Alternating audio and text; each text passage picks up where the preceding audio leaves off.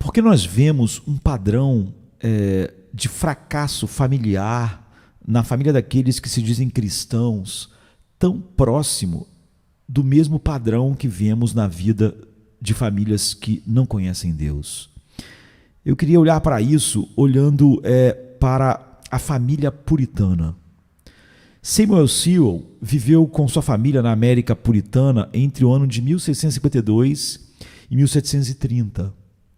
E ele sofreu de maneiras inimagináveis para nós nos nossos dias. Durante um período de 24 anos, ele e sua esposa Hannah tiveram 14 filhos. Seu primeiro filho, John, morreu com 17 meses. Seu terceiro filho, Hugh, morreu com 23 meses. Seu quarto filho, Henry, morreu com 2 semanas. Seu quinto filho, Stephen, morreu com 6 meses. Sua terceira filha, Judith, morreu com 6 semanas. Sua quarta filha, Mary, morreu após o parto, quando tinha apenas 19 anos de idade. Sua quinta filha, Jane, morreu com 5 semanas. E sua sexta filha, Sarah, morreu apenas depois de 5 semanas de vida também, e foi colocada na tumba da família. E o seu sétimo filho nunca viu o mundo. Ele já nasceu morto. Então, dos seus 14 filhos, um nasceu morto e 7 morreram antes de completarem 3 anos de idade. Dos 6 que sobreviveram e chegaram à idade adulta, apenas 3 sobreviveram ao seu pai. O que significa que Samuel Sewall enterrou 11 dos seus 14 filhos. Nos anos de 1685, 1686 e 1687, Samuel enterrou 3 filhos, Henry, Hugh e Stephen. Então, no seu diário, quando a gente lê o diário de Samuel, nós lemos sobre um pesadelo recorrente que ele experimentava. E nesse pesadelo, ele acordava e todos os seus filhos estavam mortos. E o seu pesadelo quase se tornou realidade. Quase nenhum filho sobreviveu a ele. Mas nós também lemos que quando seus filhos não estavam morrendo, ou seja, não estavam com alguma doença mortal, ainda assim eles lutaram contra a varíola, contra o sarampo, contra a gripe, contra a febre, contra resfriados e várias outras infecções para as quais não havia nenhum tratamento como nós temos em nossos dias. Mesmo sendo alguém abastado, ou seja, que tinha não faltava a ele o suficiente para suprir a sua família, não havia nenhum tratamento eficaz disponível para os seus filhos.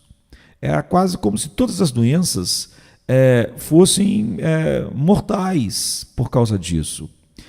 E eles, algumas vezes, tiveram que recorrer a medidas desesperadas, no sentido de que hoje, nós olhando para elas, vemos que não havia nenhuma eficácia para elas. Quando um dos filhos dele não conseguia se livrar do que ele chamou de convulsões irreprimíveis, eles decidiram, com base na orientação médica da época, retirá-lo de casa e mandá-lo para morar com os seus avós num contato maior com a natureza, enfim, para ver se isso criava um ambiente melhor para a criança. Mas a criança ficou tão perturbada de ser afastada do pai e da sua mãe que chorou incontrolavelmente por dias e depois morreu em uma daquelas convulsões. E Samuel ficou então triste, não conseguia, entre aspas, se perdoar pela decisão que havia tomado de enviar o filho para ficar com os avós, porque ele sentia que o filho morreu distante dele e da sua esposa, quando poderia ter mantido o seu filho em casa, já que mandar para a casa dos avós não surtiu nenhum efeito e a criança acabou por morrer. Então esse é o sofrimento que eu diria é desconhecido para nós. Nós nem podemos imaginar o que são esses dramas contínuos familiares.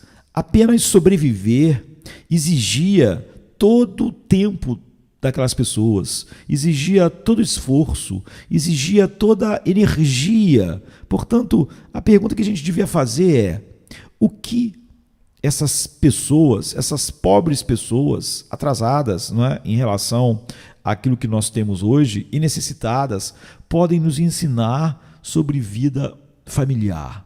Nós temos as bênçãos da experiência médica, nós temos as bênçãos de remédios e cirurgias e provisões para partos, avanços tecnológicos, liberdade, relaxamento e tempo de lazer e entretenimento. Nós temos oportunidades educacionais para todos, nós temos instalações adequadas, liberdade, segurança, prosperidade e facilidades que essas pessoas jamais sequer sonharam. Nós não vivemos assustados de que nossas esposas morram a cada parto. E não trememos e suamos todas as noites ao pensar que os nossos filhos podem estar todos mortos quando nós acordarmos. Nós então experimentamos uma vida de certo luxo, não é? De coisas que hoje podem parecer comuns para nós, mas são luxos enormes para pessoas que viveram no passado, e uma vida de provisão. Certamente, esses puritanos, nós diríamos, são dignos de pena e não de serem imitados ou copiados. Nós podemos dizer que certamente a oração apropriada nossa devia ser: Senhor, obrigado por nós não sermos como eles. Mas não. Na verdade, a oração apropriada para nós é: Senhor, nos ajude a ser como eles. Agora, isso está certo? Por incrível que pareça, as famílias puritanas eram frequentemente muito mais felizes e definitivamente muito mais santas, não é, do que as nossas. Se deleitavam muito mais em Deus e tinham um prazer muito mais profundo em existirem como família para a glória de Deus, os pais e os filhos. Então, onde você encontra nas famílias modernas do Ocidente algo parecido? O que nós encontramos nas famílias modernas no Ocidente, infelizmente, tanto nas famílias que não conhecem Deus, como na família daqueles que dizem ser cristãos. O que nós vemos normalmente nas famílias é que existe divisão, às vezes formal e legal, e muitas vezes na prática e na experiência.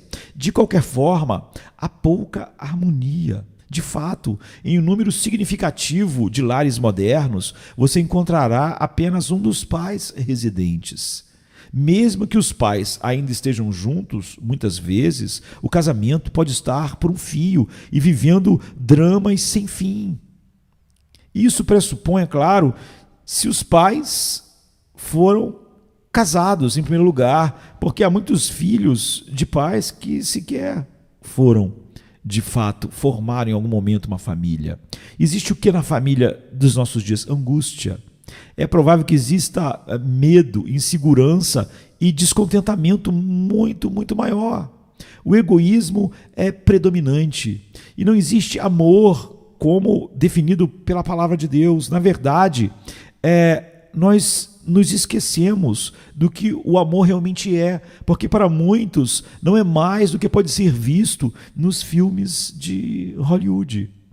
O que nós vemos na família hoje, infelizmente, a família da nossa cultura e a família cristã da nossa cultura são muito parecidas em seus dramas. O que nós vemos é disfunção. A vida familiar simplesmente não funciona. A vida familiar é como uma máquina quebrada. As funções não são compreendidas por pais, mães e filhos, compreendidas à luz daquilo que Deus revelou. A responsabilidade não é aceita. Nós vivemos num mundo em que nós temos justificativa para tudo, exatamente para não sermos responsabilizados. Então as funções não são compreendidas, a responsabilidade não é aceita, o respeito não é dado e a anarquia reina. Em contraste com isso, na casa puritana nós encontramos harmonia, segurança e sucesso, paz, alegria, mesmo no meio das dificuldades que a família de Samuel Sewell enfrentou. Dificuldades inacreditáveis, mas não reinava lá a depressão, a insatisfação, enfim. Agora, a pergunta é como? Qual era o segredo? Não é? Se nós falhamos, mesmo com todas as nossas vantagens, e vivemos encontrando desculpa para a falta de alegria, para a falta de paz, para a falta de gozo, para a falta de satisfação em Deus, deprimidos, né? Insatisfeitos, se falhamos com tantas vantagens, como eles poderiam ter sucesso, apesar das suas enormes desvantagens naturais? A resposta é que eles eram bíblicos em sua abordagem da vida familiar.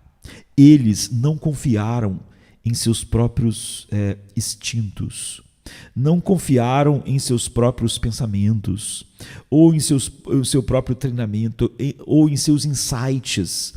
Eles confiaram na palavra de Deus. Então eles podiam lidar com tudo. Quando se tratava da vida prática, eles gostavam especialmente, por exemplo, do livro de Provérbios, que consideravam sabedoria celestial para a vida na terra. Na verdade, os puritanos eram um grupo incrivelmente terrestre. Eles não eram pessoas desligadas da vida terrestre, vivendo no mundo idealizado. Não, eles eram pessoas, um grupo de pessoas incrivelmente terrestre, e sua preocupação era viver na terra, mas na terra de Deus, de acordo com a vontade e o plano de Deus, que criou a terra, a vida, a família. Então a palavra de Deus era a sua regra para toda a vida terrena. E isso, é óbvio, incluía a família.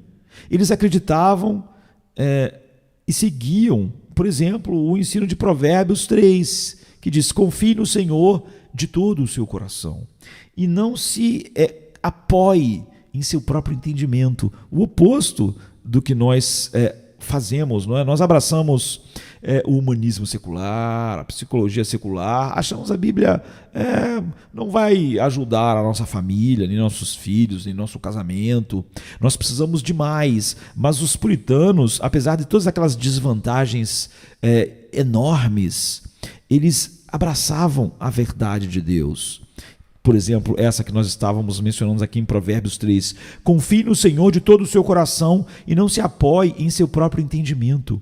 Reconheça o Senhor em todos os seus caminhos e Ele endireitará as suas veredas. Não seja sábio aos seus próprios olhos. Tema ao Senhor e evite o mal. Isso lhe dará saúde ao corpo e vigor aos ossos. É Provérbios 3, de 5 até o verso 8. Então, essa era a diferença de por que, com tantas desvantagens, eles tiveram uma família que expressava muito mais tudo que Deus é em sua beleza, paz, gozo, alegria. Então, da próxima vez, eu quero considerar com vocês os aspectos dessa sabedoria celestial para a vida em família, de acordo com o modo puritano. Ou seja, como a família puritana funcionava, apesar de estarem sob pressões, sobre sofrimentos, de uma maneira incomparável a tudo que nós experimentamos hoje. E apesar das grandes vantagens que temos fracassado terrivelmente em mostrar a glória de Deus ao mundo na nossa vida familiar. Que Deus nos abençoe. Até a próxima. Come to me, you weary one, and I will give you rest.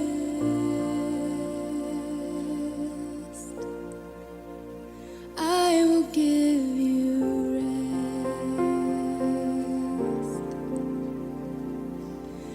Come to me, you